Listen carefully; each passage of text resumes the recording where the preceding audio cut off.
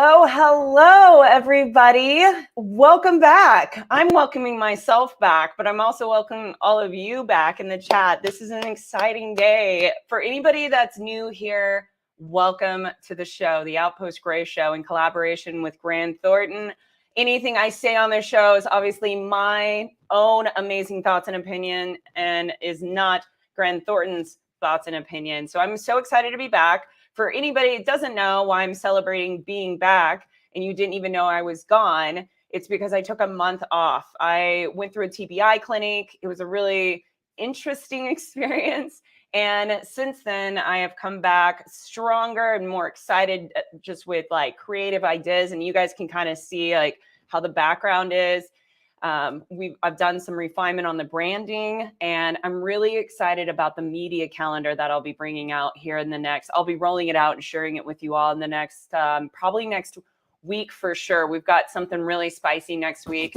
Jess is actually part of that. Jess Bishop, she's going to be part of that live stream next week. So really excited. But before we jump in, I just have to give a quick shout out to everybody. It thrilled me that you guys were already in the chat, ready to rock and roll. Carrie, I think I saw that you got a new job. I'm so excited for you. Congratulations. I know how hard you've been working for that. So that is amazing news.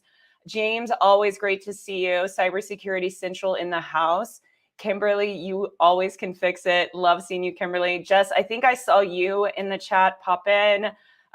Joseph, always great to see you as well. Sekmeister, is it Sekmeister? Is that how you say that?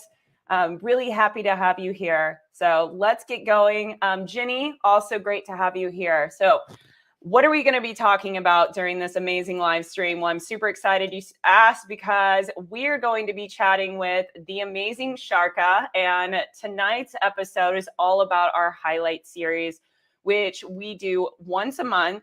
And I have the amazing opportunity to highlight one woman every month and talk about their amazing accomplishments in the space of technology and innovation. And Sharka, I'm super excited. I met her through Ina. If any of you guys know Ina, we met, gosh, I think it's been a few months now, at least. We connected. I started talking to her about this initiative, and she's a phenomenal background. She's an engineer, a prior red teamer. Yay for all my red teamers out there. She's also a DJ, which we'll dig into a little bit. And she also ran her own record label before she even became an engineer and a red teamer. She's currently today a senior security researcher for a medical company that offers instruments and devices. She's also been working in this space for over 10 years and is what I consider a breaker of barriers and one bad mamma jamma. So I'm super excited to talk about her story of how she got into this space. Also, I just have to recognize in her free time, she gives back to the community in so many different ways. She also helps, get this, the Swiss Army with their cybersecurity measures. And if you guys know about Black Hat coming up, she also works in the Biohacking Village, which we will be discussing during this live stream. And if you're going to Black Hat, you definitely need to check her out and go over there. So without further ado, let's go ahead and make this happen. Let's get her on the stage. That was the wrong transition slide, you guys. So we're going to just... That was totally wrong. Hold on, we got to do this. Wait a second.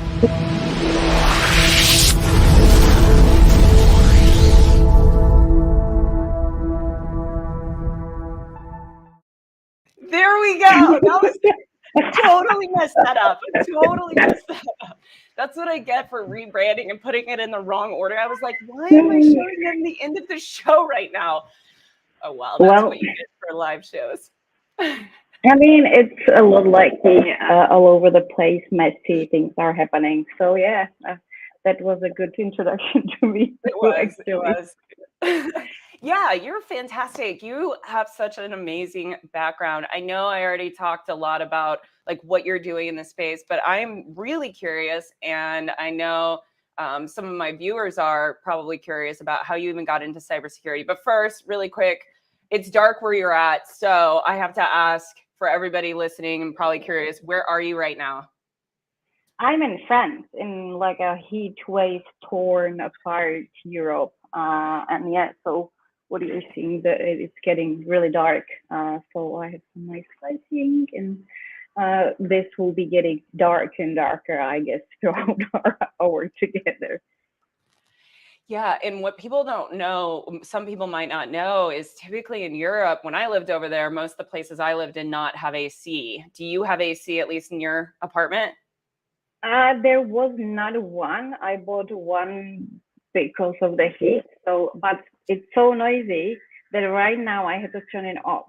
So, you know the state of my body right now. Yeah. Did you turn it off because it was going to be loud for the interview? Yes, I did it Oh, yeah. for all of you. Yeah.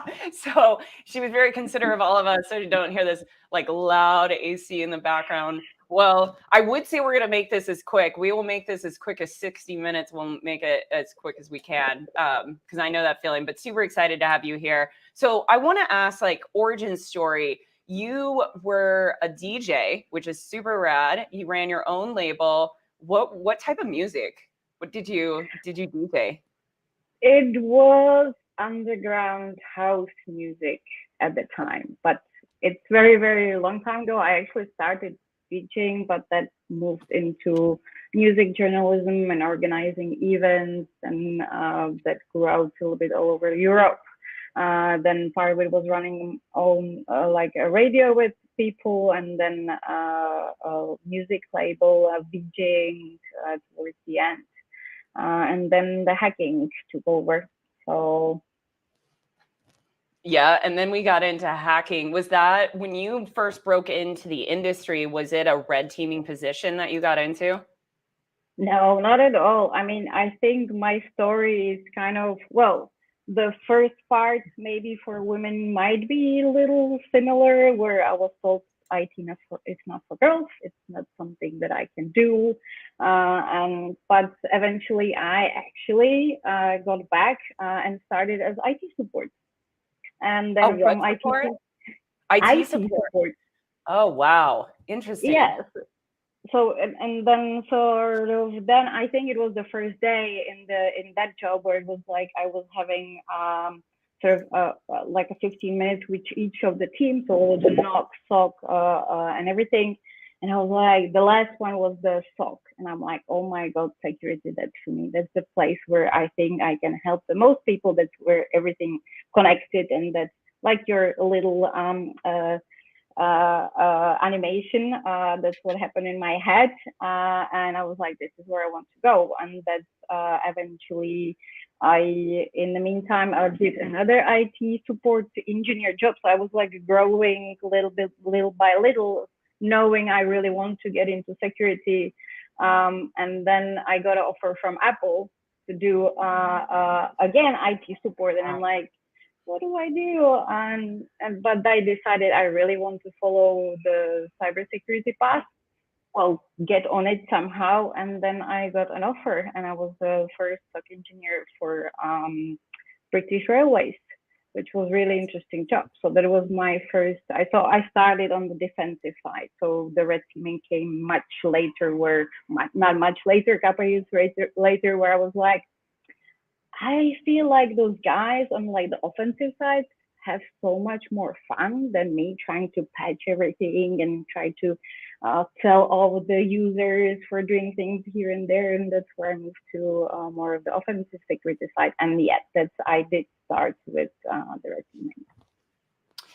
Tom has a question, and I love this. Do you mix your own hacking music? Great cover for red teaming. I agree, Tom.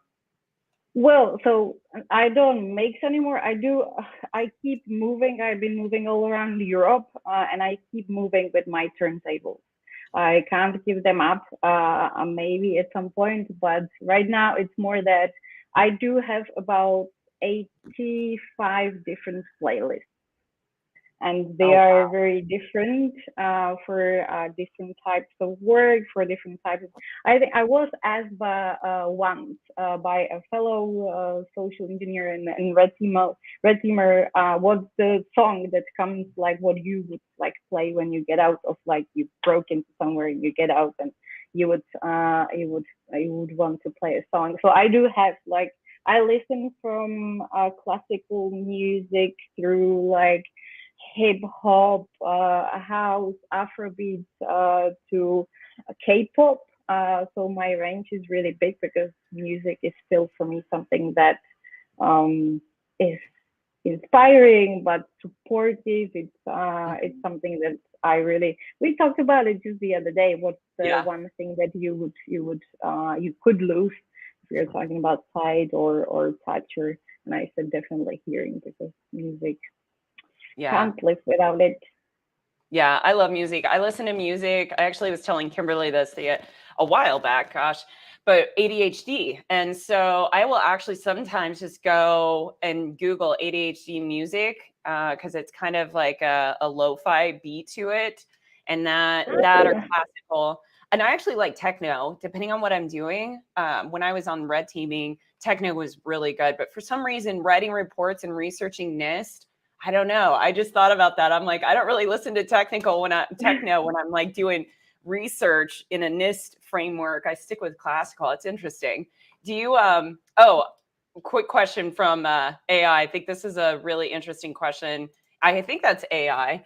AI, welcome by the way. So could you could pose as a DJ for a physical pin test and totally break into a facility, because you could bring like your little headphones and just roll in there like you're getting ready to do a Christmas party or something.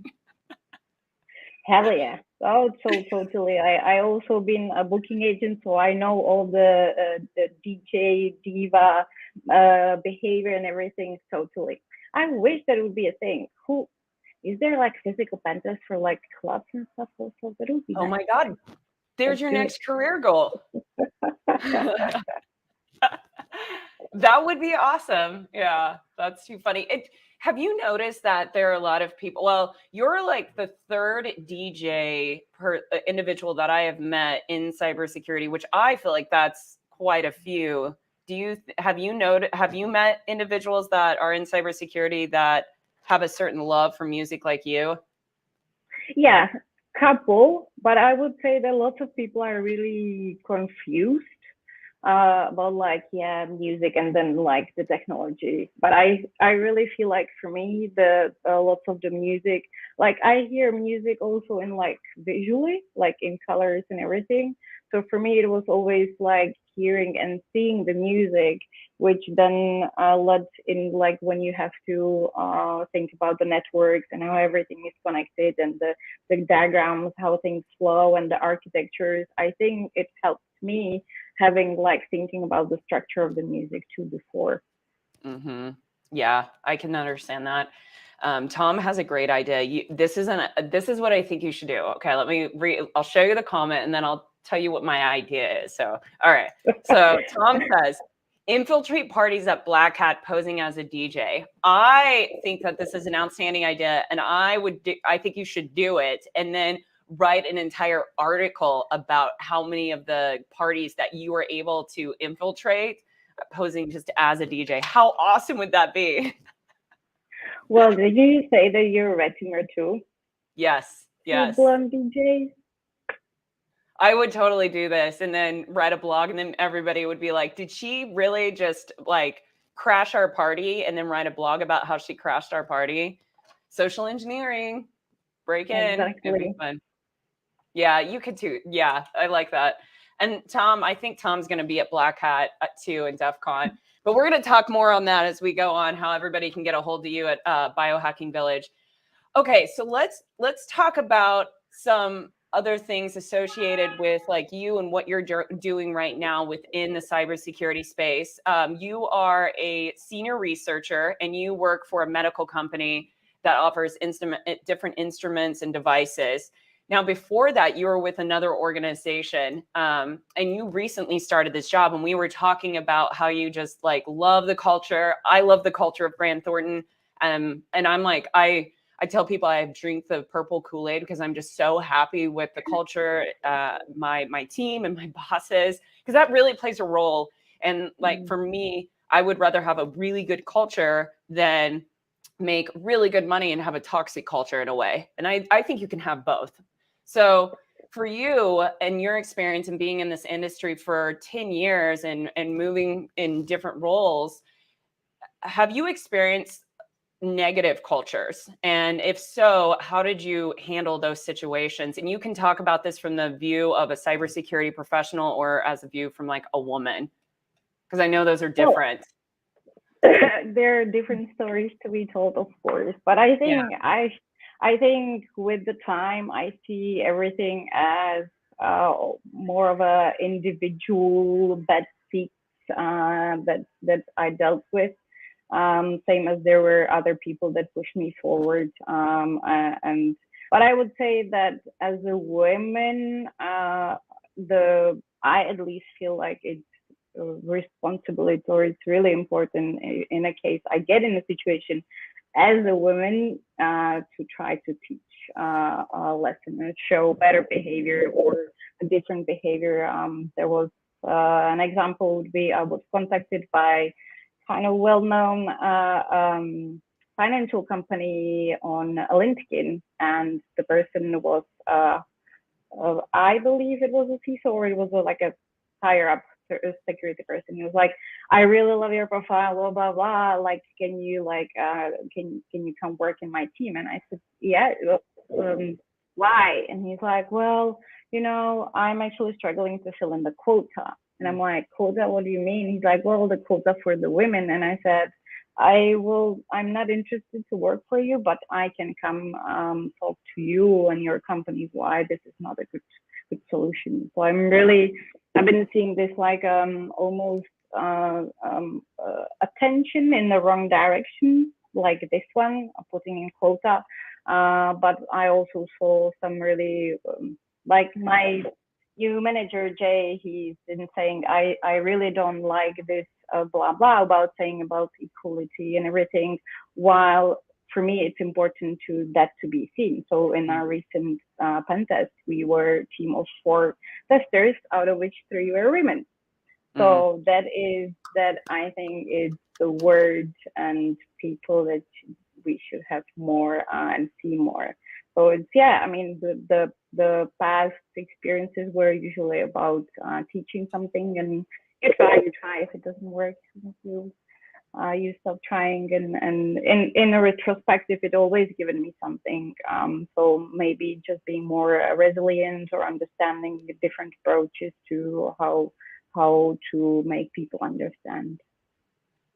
Yeah, I think that's awesome that you advocated for yourself and for other women in that way, that you turned down a job knowing that you are going to be part of the quota, which is part of the problem. And if you had accepted the position, then you would have been seen as like that quota, not so much as part of the team. Like, we need you because you have great talent. No, we need you because you're a woman and you're going to be part of our quota. And I don't agree with that at all. I think that we need to hire for talent. And I've seen that as well. And I've probably been on the other, they didn't tell me that I was part of the quota, but I could probably surmise in some of the positions that they hired me because they didn't see my talent as much as they saw, oh yeah, you're a woman, we'll hire you, which is really unfortunate. But I think that with the actions that you're taking, just like you took, more of that is paving the road for more leaders in this space and all spaces to start understanding what inclusion and diversity really truly means. Yeah, I usually keep telling people that it's wrong to put in a quota. I really think where it needs to change is the education.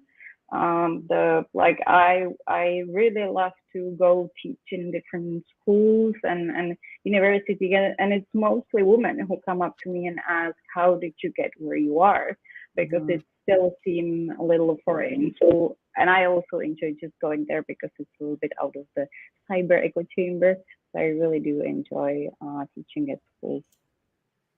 Yeah, I want to get into teaching too. I think that's the best thing that you can start doing. And not everybody's good at teaching though, but I think that's one of the best things we can do in the community is give back. And there's just, oh my gosh, there's so many free resources. Like, you can learn anything in this space free. You might not be able to get, like, you could go to a certain level, but anything, literally anything. There's even a new GRC course by Simply Cyber, just repping Gerald Oshers. GRC was like one of the areas that was really hard to like get training on, but even that area has been tapped. So all the fields you can find training, and I guarantee it, if you can't find it for free, you're probably just not knowing maybe where to look, because even Udemy does free training. Anyway, I'm going down the free training rabbit hole. I need to pull myself up. So let's talk about pen testing. I really love that you're a pen tester. There's not a lot of women in this space right now. Hopefully that'll change soon. And when you and I were talking about pen testing, we were talking about a unique topic, which is AI. And there has been talk, and I'm a super nerd on AI, machine learning, and quantum computing, because I see that really being, that's going to impact this space in the next 3 to 5 years. AI, we're already seeing the impacts. And one of the areas that I read an article about and we talked about was basically pen testing being replaced, like physical pen testers being replaced with AI. And especially like, how do you see that playing out in the medical space? Do you think that that is going to secure the medical space and make it more secure than it is right now? Or do you think it's going to cause some problems at first? Well, I don't think it's gonna take such a short time. I think that that is almost where, well, it's also, I think you touch up on like the machine learning. It's also a very big difference to like the AI machine learning and also the AI that most people know from the movies. So like that is very, very different. I think that with the industry 4.0, where we are going, where there is almost more equal cooperation between the machines and the humans, we are already moving sort of there quite slowly. But the AI sort of, it's almost like industry 5.0. So that's almost the next step. And we're still, I don't know if you have seen, there is a Coded Bias documentary on Netflix. No, what's the name of it? Coded Bias. Oh, Coded Bias. Oh man, I'm gonna have to look that up. Kimberly, can you look that up and drop that in chat? That would be phenomenal. On Netflix, right? Yes, it's something that always comes to my mind when we are talking about machine learning. It's pretty much about how all this machine learning or AI is created. It's supposed to be better than us, right? Like more computing power, blah, blah, blah. But it's created by us, the not so perfect humans. So we are creating it as full of flaws as we are. And basically it starts by African American woman who's testing facial recognition and doesn't recognize her. And then it goes into other issues where it's been testing over the years, and people didn't know, so they've been used as data sets for the machine learning. And then it goes into these days, a lot of people would well, maybe it's a little bit different for us, but a lot of people who are going through like interviews processes and stuff, they don't get to speak to real people until a certain stage. They go through these machine learning algorithms that are set up in a certain way. And it's just crazy how that is. There were cases of people, I've seen they built a system that was supposed to improve a school management, whatever. And that system just spit out that, okay, this person is supposed to be fired. And it was like the best person in the school with like everything perfect, etc. And that's a little bit, I believe, an issue, because at this point, in a way, machine learning or AI, it's a black box.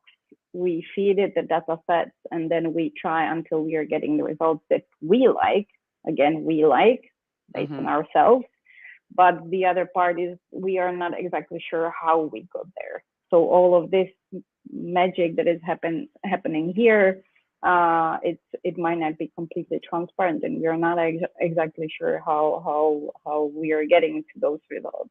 So that is my general view in medical field.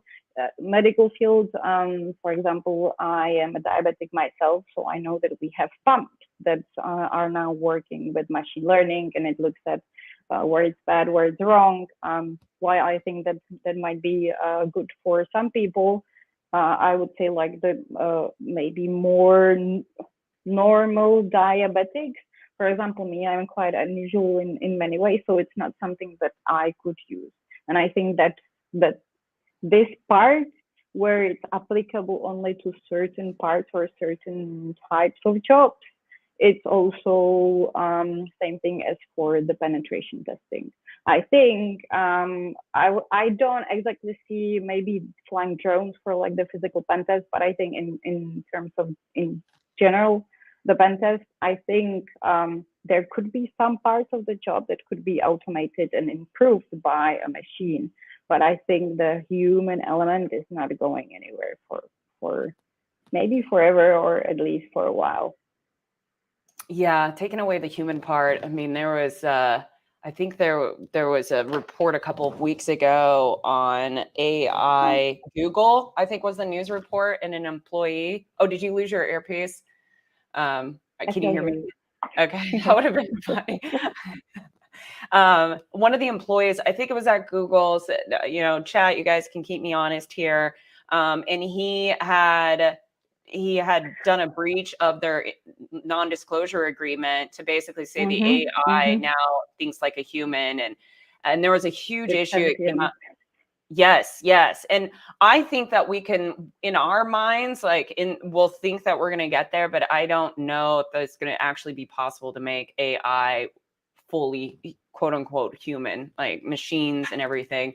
And Tom said a good point.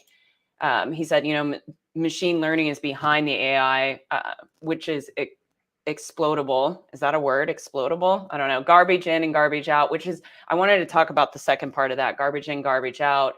I want to talk to you and ask your thoughts on, we've got these biases. We know they're there. They're being coded into some of the software that we're seeing. HR is looking at rolling out software to help with hiring and firing and promotions, but who's to say the system isn't biased towards one demographic or another? So my question, I've posed this to a few people, and it's a really hard answer, but it's how do we eliminate that bias from that individual that's on that keyboard? Because most of the people that are doing coding still are generally like older white guys. We're seeing some diversity in that space, but what do we need to do there before it even gets into production? How do we change the actual the framework and the start of it? Well, I think the answer is partially in the question. So it's changing the people that are creating those things, making it more diverse, making an effort to push forward the people that could change that could be the change, that could drive a change, and where the output's going to look differently and be more inclusive.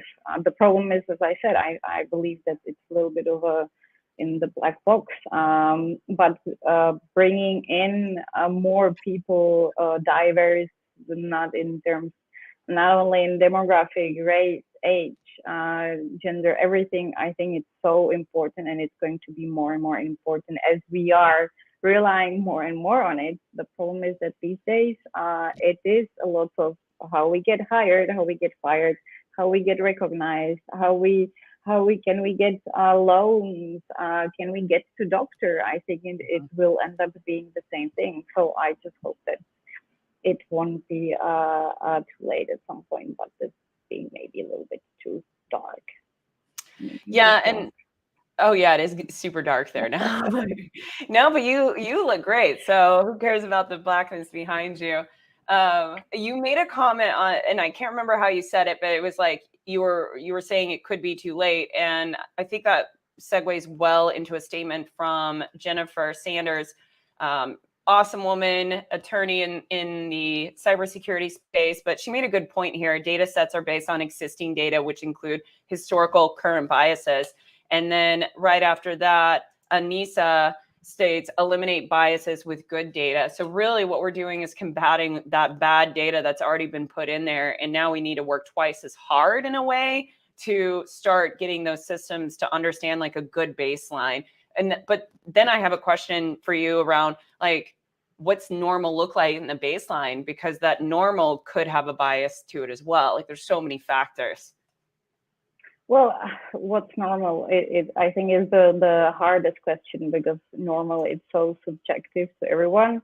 I think it's rather for those that, well, one part is the engineers or the researchers, the scientists that are building these AI or machine learning mechanisms to be diverse in their who they are, but then it also translates into what they are doing. But it's also the data sets, obviously. Then it's question how the data sets are, where are they taken from? Like we know that they are just scraping internet for all the pictures, and did we really consent to our pictures? Well, yeah, I guess you could be told that, well, yeah, you put something on internet, then it became a data set for whatever.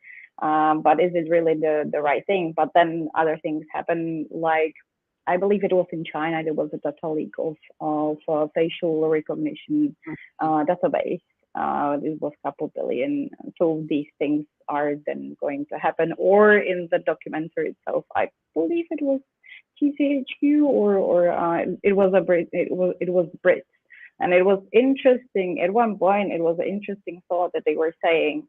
So we have China that is openly saying, well, yeah, we are looking at you, we are gathering your data and everything. But then we have UK, who's not saying it openly, but doing the same thing, while we are looking at China as being the bad guy for doing these things. So it was quite thought-provocative documentary for sure. Yeah, I'm going to definitely have to check that out. I think Tina dropped in their Coded Bias on Netflix. So I guess I'm the only one. I don't even own a TV. If you can see my background right back here, this is I have a small apartment. Everybody, this is my living room, and those flowers are my TV. That would be the only spot I could have a TV. And I just realized my blinds are crooked. Anyway, I digress. I'm a little ADHD today. Only you can see that. Yeah, I'm like, they're crooked. Okay, so let's pivot a little bit and talk about machines in our world today and how we're seeing AI, machine learning at play. Not so much impacting us per se in a biased way, but they're helping us with those lower level skills and tasks like McDonald's. I know when I visited China and certain Asian countries, you can go in and you don't even talk to people. Everything's machine ran up into when you get your food. There's people in the back. They probably moved that to machines now a few years ago, but everything was automated. And we're going to start seeing that more and more in America, and just getting kind of your thoughts, because you're in Europe too, and you're probably seeing, I feel like, living over there in Europe for a while and coming here, we're behind in certain aspects of technology. Like there's certain countries that are a little bit more advanced. How do you think that globally we're going to be able to work with these machines in what we'll call a hybrid world? I would think that it will take at least 10 to 15 years where we'll be in a more like the industry 4.0 way, where it's more equal.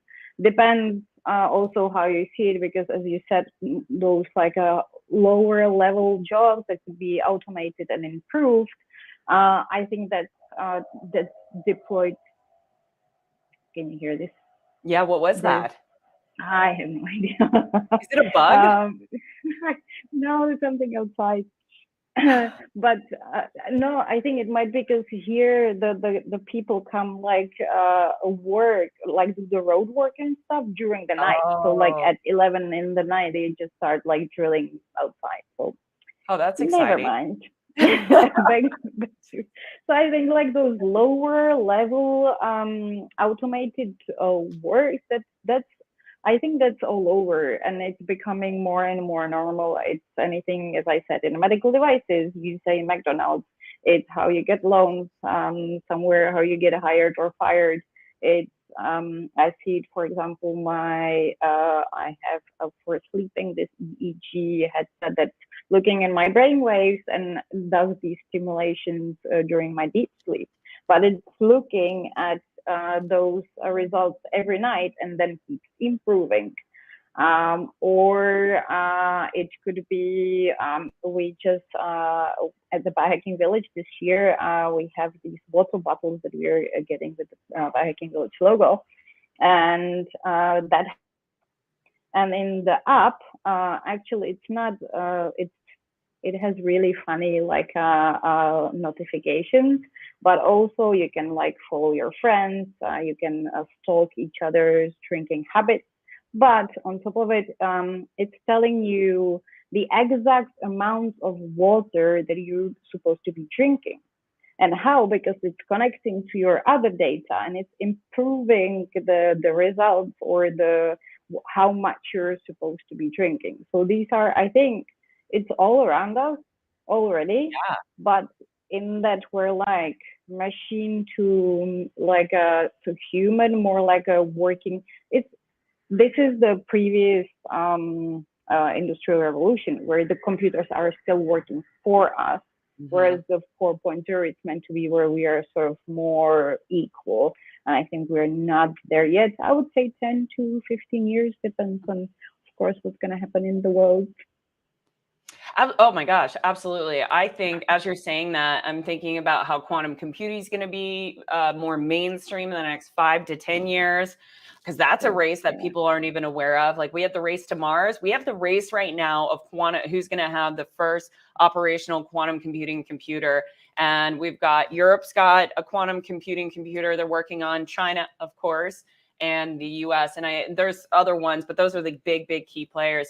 When that happens, the entire threatscape, how we like right now, well, honestly, this live stream, we'd probably be like, what is it called? I was going to say hieroglyphics, but that's not the word. Where you like the form of you is projected on your side. And Hologram. Hologram. Yeah, because the hologram is already out there, but it's just not mainstream. These live streams, I'm going to be live. Yeah. I saw it live once. It's crazy. It's insane. Yeah, it's crazy. I know. I'm going to be in everybody in the chat. Everybody that's in the chat. Sharka and I, in like 5 to 10 years, will literally be standing in your living room doing this live stream. Wouldn't that be wild? That'd be wild. It'll be like, that's the NFTs where we're going with the whole metaverse and everything. Quantum computing and other technologies. Yes. Yeah, it's going to be wild. Oh my gosh. People, yeah. I'm kind of excited, but it's going to be a wild place for sure. Okay, some chats are coming in. Jennifer, you're talking about detecting the biases and what they are based on can be challenging data set with all the senior execs in white males. So AI reads success for this position. Yeah, straightforward. They're so identifying and addressing biases, but as noted, very important. Absolutely. Thank you, Jennifer. Always love your insights. And Tom just said he will stay an extra day to stop by the Biohacking Village at DEF CON. Yay! And, Tom, if you're feeling so inclined, you can also donate, whatever. Throw that out there. Nina would love me for that one. That's awesome. Oh, yeah. And I need to get info on that smart water. Dustin's talking about pretty soon the smart water bottle data will be connected to smart toilet data. Retain. Yeah. I think so. This is called predictive medicine. Isn't that right, Sharka? Isn't it called predictive medicine where big data? I did a paper on this, but it's been quite a few months. But yeah, it's about big data and then being able to compute that data and then our body and then our current state of our body with all of our genetic information from histories and lineage back as much as they can get to then predictively determine our health right now and where it's going to be in the next 5 to 10 years. It's wild. It's wild. Yeah, I mean, that started sort of with like all the sequencing of the DNA, and that's been like really, so it's not only just the detection. We just started with the CRISPR technology. We are able to actually edit our DNA and all of this, and then it goes further down. If we're gonna start feeding the data into it, it's gonna, I would hope that it will be for the better. Yeah, I think it'll also be for the better. Question from Joseph on this. It was, any comments on the recent quantum encryption guidance? I have some comments. If you don't, Sharka. Yeah. So, I'm just I don't know where and I won't. Yeah, I know. It's opposite. So I always think Grant Thornton is over here, and it's so confusing. But so high level, I wrote a little bit of a blurb on this for a college paper in one of my really tough infrastructure classes. I'll leave that up for anybody that pops in and wonders why I'm talking. But right now the overall guidance is, they are actually providing encryption that are, what is the word that they use? I forget the key word, the term that they use, but they cannot be decrypted by quantum computing. So there is encryption. The solution, though, will take an organization to get with their infrastructure team, their IT team, and they will have to start implementing now the different protocols and different encryption protocols. And we all know how that kind of works. Any rollout that's going to take any time like that, hopefully people will start doing, organizations will start doing it. But likely what's going to happen is an organization will get breached, and then organizations will start realizing, oh, maybe we should start implementing the NIST quantum encryption guidelines and start using these encryptions that are unencryptable, or what. I can't look up the word for me, Joseph. Now it's going to drive me crazy. There's a term that they use in there about not being able to crack the encryption. The quantum computing can't crack it. And there's 4 or 5 different encryptions. Okay, so enough about quantum computing, because I can nerd out forever. So let's talk about success markers for you. We talked about this briefly. I think it's really important, especially as part of this show, because you've done a lot of stuff in your career. You've lived a couple of different careers, a couple of different lifetimes. We could call it that. And that takes a certain type of tenacity, drive, grit. You don't just get there by happenstance. And so I'm curious for you, what are some things that you do daily that help keep you focused and driving towards your goals of where you want to be? Oh, daily it's hard. I think it mostly, in all honesty, comes down to, at some point I start feeling like this is maybe not what I want to do, or I've been going down the path that or I'm feeling unhappy or whatever, and then I go back to the warrior mode and go against all odds. I think it's important to have a good environment, and it's important to have nice environment physically, but I think I meant more like entourage or people around. So people that are some other fantastic women like you or Nina or TR we talked about. So some amazing women that you can look up to and that you be like, what am I doing? Come on, look at her. She's doing this, she's doing this, she's doing this. So people to look up to and to talk to. I think personally, it's also celebrate the little victories. So being nicer to yourself and being like, okay, this is the little step towards the big goal that you have. And then also looking back, look at you in the span of, I don't know, 10 years, you moved in so many new roles and you're doing so many different things. So I think it's really important to be able to look back and talk to yourself in a nicer tone, because we tend to be really horrible to ourselves. So I think that's really important. Then of course it's different for anyone who keeps you grounded and more calm, and so it could be music, it could be meditation, a sport, pets, or any mix of those. I think it's important what keeps you this like a base.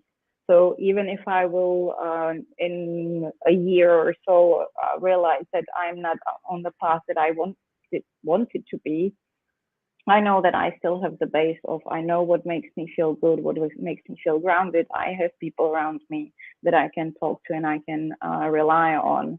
And then I think anything is possible. It's usually, remember I said that women come up to me and ask me how did I get there, and I said, you know what? Anything, you just need to decide. But anything you want to do, you can do it. You have what it takes. I don't care what school, whatever, where you've been, what you did. You have what it takes, and you need to believe in yourself. So I love that. That is so true. I told somebody that the other day. They asked me about, I think it was art or painting, and I didn't really pick it up. My family does it. And as soon as I text that, I said, but I know I could do it if I just set my mind to it and focused on it. I feel like that's the same in cybersecurity. It's really hard to break in. But if you just focus, you can do anything. You can. Sometimes it takes me longer than other people because of how I learn, but I'm now at an age where I've witnessed how my grit and determination and just being consistent is key. And like you said, and somebody posted it in here, AI is all about like self-compassion. And then I always say ease and grace. That's what I always tell myself, like ease and grace when I'm like learning something new. Otherwise, we have enough people beating us up in the outside world. Doing it to ourselves, no thanks. Yeah.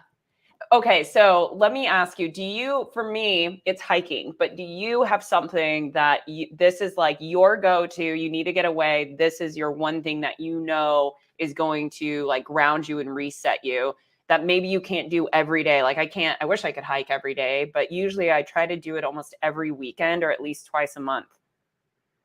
I do like hiking too. We were talking about the hiking trip, Heck yeah.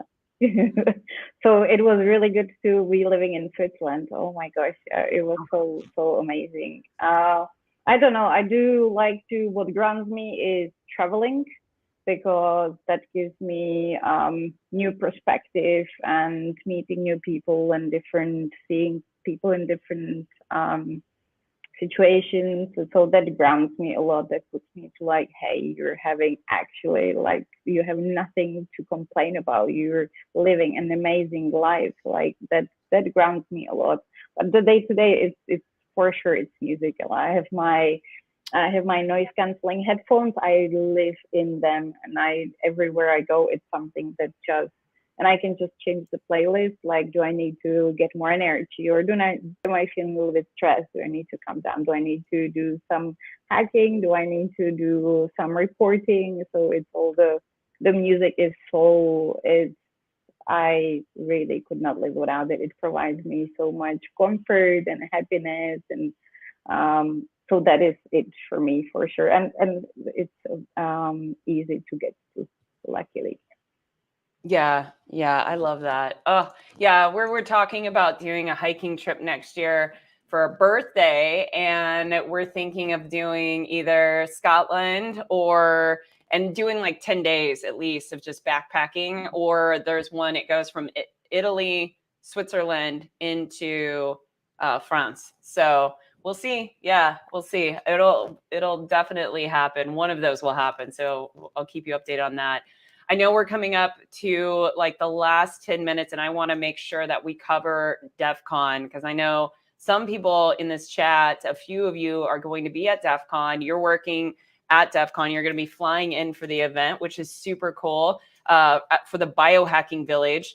Can you talk a little bit about the Biohacking Village? This is a great opportunity to share a little bit about what you guys do for the community and maybe even how individuals can get more involved, donate, anything.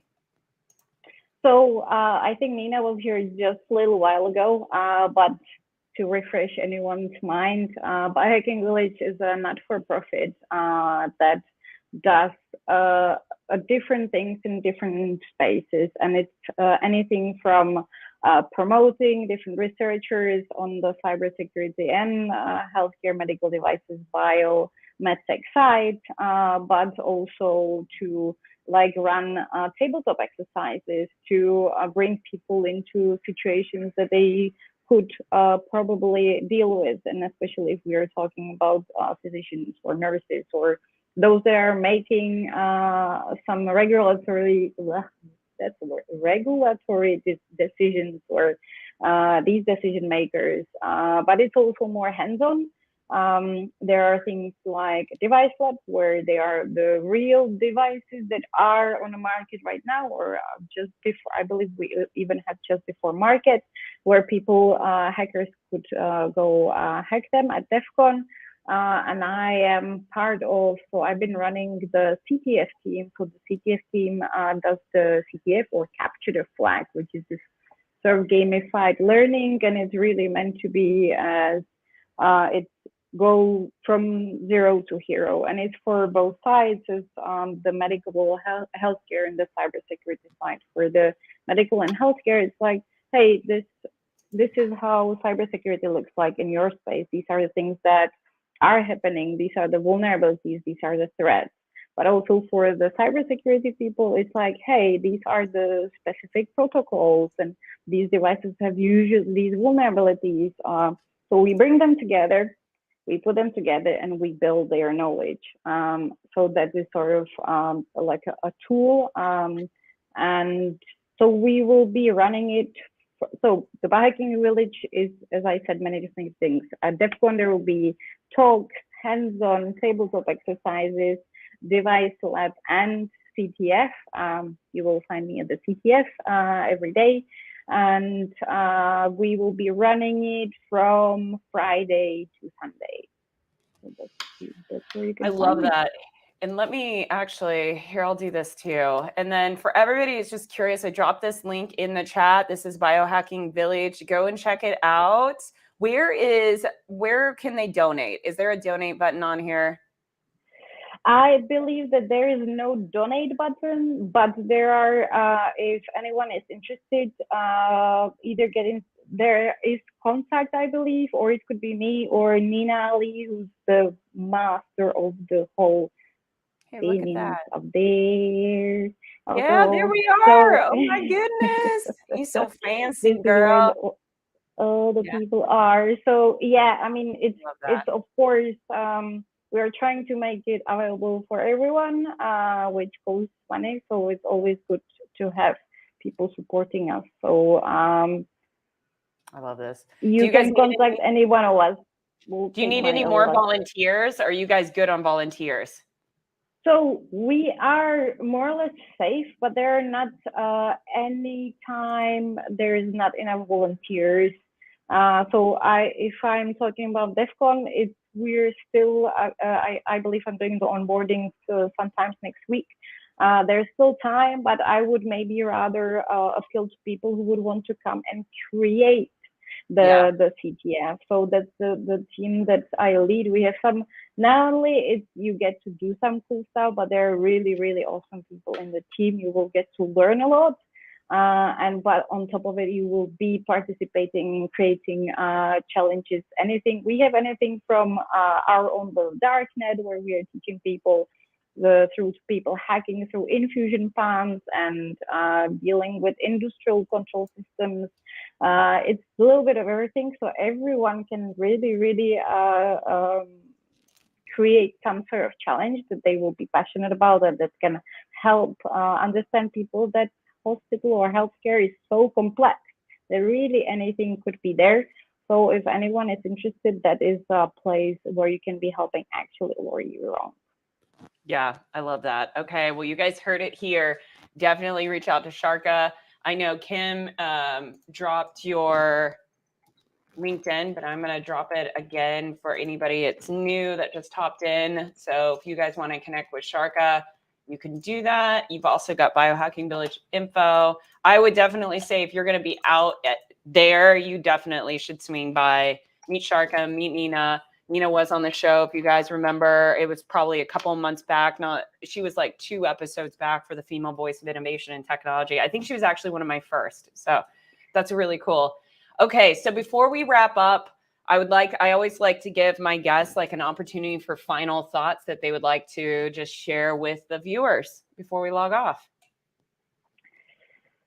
I would like to share thoughts around what we talk about changing how things are. It's really still fresh on my mind, what I was talking about my manager, and about not talking but doing. So it's really cool if you share things and you're talking about more equality, but really try to put actions behind your words, because that, trust me, that is something incredible, and it will literally change the world for the better, as we discussed.